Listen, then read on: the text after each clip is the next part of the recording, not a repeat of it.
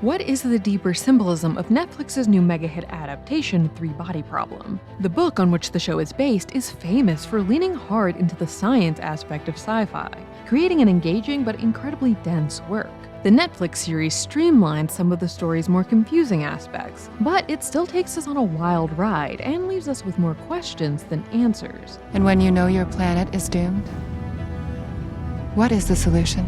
The show uses a lot of symbolism to help get across its major themes, and unpacking these can help us understand the story on a deeper level. So let's break down some of the show's most important symbols to get a better grasp of what the story is really trying to tell us. Here again, we are reminded that in nature, nothing exists alone. Virtual reality has become a more ever-present part of our own world, so it's not surprising to see it pop up in science fiction in a big way. But the VR these characters experience is very different from anything we have access to. Instead of being stuck as legless, plasticky blobs, these characters are brought into a high-definition, ultra-realistic recreation of the world. While in the book only one character enters the VR space, in the show multiple characters are drawn into the experience. We'll get into why in a moment. The game seems at first to be about trying to figure out a way to help humanity survive various threats, but we come to realize that these aren't humans at all. The game was actually created by an alien life form as a way to explain their story to humans to get us to help them. The characters, namely Jin, must figure out solutions level after level as they get pulled deeper into the mystery. The aliens, known as Santi, hope to use humanity's problem-solving skills to save them from a dire fate. The Count said survival is everything. That's the object of the game. To help them survive. While the game obviously has the literal parallels to the direct dangers to their existence the Santi are facing, it also serves as a larger metaphor for the way humans must look into our own past to save our own futures. As technology races forward, it can be easy to have blinders to previous lessons learned, but ignoring the past due to one's own hubris can have disastrous results. And the VR headsets also represent how, regardless of what world we might be experiencing, at the end of the day, we have to make the decisions for ourselves. As series co-creator David Benioff told Netflix, when you put on the helmet, it's mirrored, so the last thing you would see are your own eyes looking back at you. But they also show us how easy it is to get sucked into another world, to give yourself over to the control of another. The stars, Augie's Countdown, this video game, they're all virtual realities indistinguishable from actual reality. In the same way that social media companies are able to track us and our data when we use their sites, the Santi have been able to use their VR headsets to mine information from the humans playing to figure out how to pull them in even deeper. So while you're playing the game, someone at the other end is playing you. It's a recruitment tool.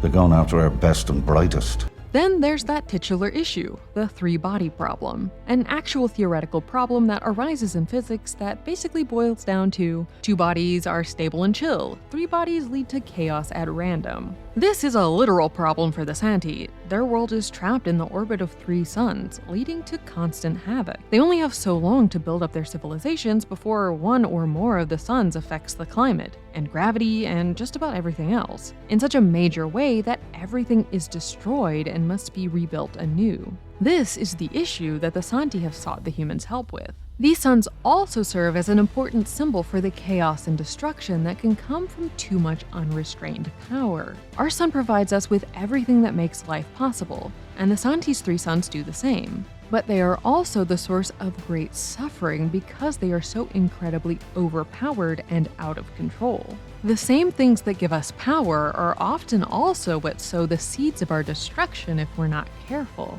There's also the larger metaphor of three bodies creating chaos. That is, the humans, technology, and the aliens. Any two of these bodies could likely go on in relative stability, either group in their technology advancing independently, or both on their own without their immense technological capabilities. But when all three of these things are combined, the universe is thrown off balance and chaos ensues. It might at first seem funny to imagine fairy tales would feature heavily in such a hard science sci-fi work, but it actually makes a lot of sense. Fairy tales are the way we break down the most complex nuances of humanity to help small children begin to understand the world and people around them. Human nature can often seem inscrutable, but these stories that simply lay out their beats and unpack the reasoning behind their characters' choices help to make these various facets of humanity, good and bad, easier to understand. It follows that if we were to want to try to relay those concepts to other life forms, fairy tales might come in handy. And this is just what Evans tries to do, to explain the workings of the human mind through some of our most beloved children's stories. This backfires, however, when a story lays bare the duplicity in human nature. Evans tries to explain that it's just a part of who we are. Everyone lies sometimes, but the Santi can't handle this. They don't understand how humans could possibly be good and lie, and so come to the conclusion that we are all bad. After decades of working together, the Santi go radio silent. It may seem a little over the top, but thinking you know someone well only to find out that they have a very different side that could be more dangerous to you than you had ever imagined is something we regular humans have to worry about too. Figuring out the solution to the three-body problem is incredibly complex and confusing, but finding and booking a doctor's appointment shouldn't be. There are always some parts of life we have to compromise on, like finding an apartment that's in your budget but the size of a closet, or rotating your streaming service subscriptions to try to watch what you want without paying an arm and a leg. But the one place you shouldn't have to compromise is your health. So don't skip out on making an appointment because there's such a hassle to book, or go back to that one doctor who doesn't even seem to listen to anything you have to say during the appointment. Instead, check out today's sponsor, Zocdoc, the place where you can easily find and book doctors who will listen to you, make you feel comfortable, and prioritize your health. They make it super easy. You can search by location, availability, and insurance, so you won't feel forced to make any compromises. Zocdoc is a free app and website where you can search and compare highly rated in-network doctors near you and instantly book appointments with them online. You can read through reviews from real patients to get a feel for each doctor, and then when you find one you like, you can book them instantly. No need to call and listen to bad hold music while hoping they'll have an availability. There are tens of thousands of top-rated, credible doctors and specialists to choose from, and you can easily filter them to find the ones that are actually near you, take your insurance, and treat pretty much any condition you're searching for. The typical wait time to see a doctor booked on Zocdoc is between just 24 and 72 hours, and you can even score same-day appointments. Using Zocdoc has made finding and booking a doctor so much easier for me. If you want to give them a try, go to Zocdoc.com/thetake and download the Zocdoc app for free. Then find and book a top-rated doctor today. That's ZocDoc.com/thetake. Zocdoc.com/thetake. For as long as humans have looked to the stars, we've wondered who or what else is out there. Our innate desire to seek out connection is part of our everyday lives within society, sometimes leading to strife, and other times to wonderful relationships. As we seek out contact with other worlds, we have to contend with the fear of the worst while also hoping for the best. 接触谁？地球以外的。 The first contact with an alien race comes when he follows through with her idea to amplify a message using the sun, and an effect similar to gravitational lensing. The first interaction isn't particularly hopeful, but Yi doesn't have any hope for the world as it's being run by humans either, and so summons these intergalactic strangers. She is excited by the prospect of a group more powerful and intelligent coming in and fixing all of the ills of the world. And eventually, we learn that the Santi were enthusiastic about making this connection as well. Though Yi was unable to respond for years, the Santi continued to send messages to her. Once she reconnects with Evans, she's finally able to receive all of them and becomes even more steadfast in her journey to bring the Santi to Earth. When so many things are going wrong and the world seems to be filled with so much cruelty, it's easy to imagine that some outside force would be better equipped to come in and solve all of these problems for us. But as everyone soon learns, things aren't that simple. If it's a direct neural interface, it's controlling all sensory inputs and outputs. Everything that goes into your brain and everything that goes out. The Santi created shared protons, which, through quantum entanglement, instantly connect their world and ours, even though they are light years apart. But not only that, the Santi also harness the power of multidimensional unfolding to essentially turn the shared protons into megacomputers that could encase the entire Earth, giving the Santi not only the power to watch over and communicate with humans, but also to control everything that they see. When the Santi turn on humans, it quickly becomes clear why giving over so much power to this unknown entity wasn't such a great idea. We are everywhere, always watching, learning all your secrets, uncovering your lies. And we will teach you how to fear again. Approaching seemingly unavoidable dangers lurking off in the future are a running theme throughout the story. For the Santi, their first concern is the chaos of their 3 suns coming to wipe out their civilization yet again. But after learning more about humans, they gain a new fear, that we will take them out instead. The first problem sent them looking into the cosmos for help, but the second is what sent them on a warpath to Earth. And since we are now a future threat to them, they realize that due to our rate of technological advancement, we'll likely have surpassed their capabilities by the time they're able to complete the centuries-long journey to us. They feel the need to do what they can to slow us down, namely by attempting to halt our scientific progress. According to the experiments, all of our theories are wrong. All of them.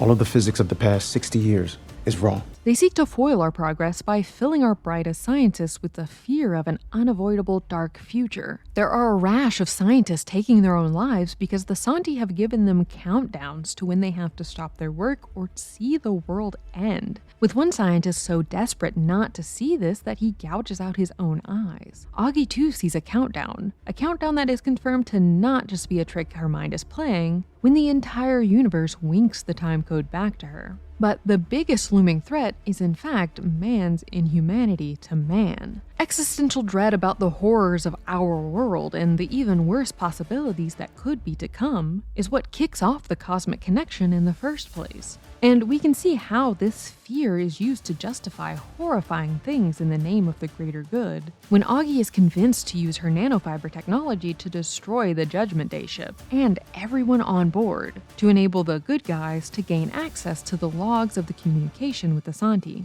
But as much as humans are willing to use this fear as justification to do whatever it takes to save ourselves, we also see how the fear of being wrong or acting on the wrong threat can cause people to put off action until it's too late. The Santi won't arrive for 400 years, leading many to wonder why they should worry about it when they and everyone they love will be long gone by then. But others feel that they owe it to future humans to start fighting now. Usually, when people with more advanced technology encounter people with more primitive technology, it doesn't work out well for the primitives. This question of if we can afford to put off dealing with a coming problem is explained using a real example from our world. Conservationist Rachel Carson's Silent Spring is an environmental science book published in 1962 about the dangers of pesticides and the damage they were wreaking on Earth. Though her work received a lot of pushback upon release, it also opened many people's eyes to this growing problem, leading to a successful campaign to ban the use of DDT in the US and inspiring many of the policies set by the early Environmental Protection Agency. While we often imagine that the threat of something bad happening is what pushes humans towards change, in reality, it often seems to require something bad already happening, followed by threats of even worse things to come to really spur people into action.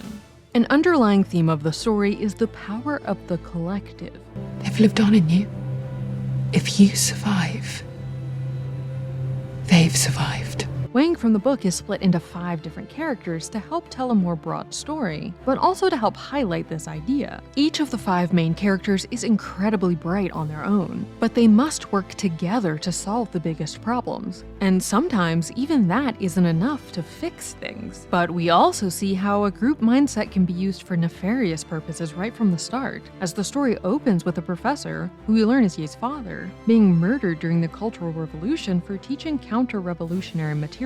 Every choice humans make, alone or as a group, has the potential to bring about great advancement or great suffering. And sometimes when getting swept up in a group movement, it can be difficult to tell which way things are going. This is why it's so important to remember the issues of our past and the harm we've created so that we don't repeat history.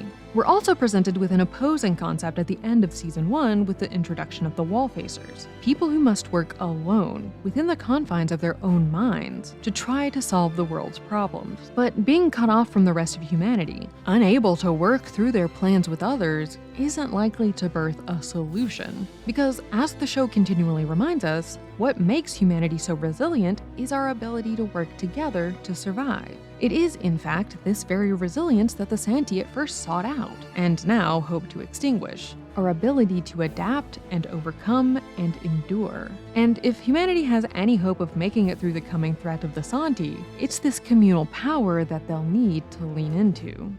Slow or dumb and we die easy. Or bugs. People hate bugs. Been trying to get rid of them forever. Look around. They're not going anywhere. That's the take. Click here to watch the video we think you'll love, or here to check out a whole playlist of awesome content. Don't forget to subscribe and turn on notifications. And make sure to subscribe to our Patreon for exclusive new videos.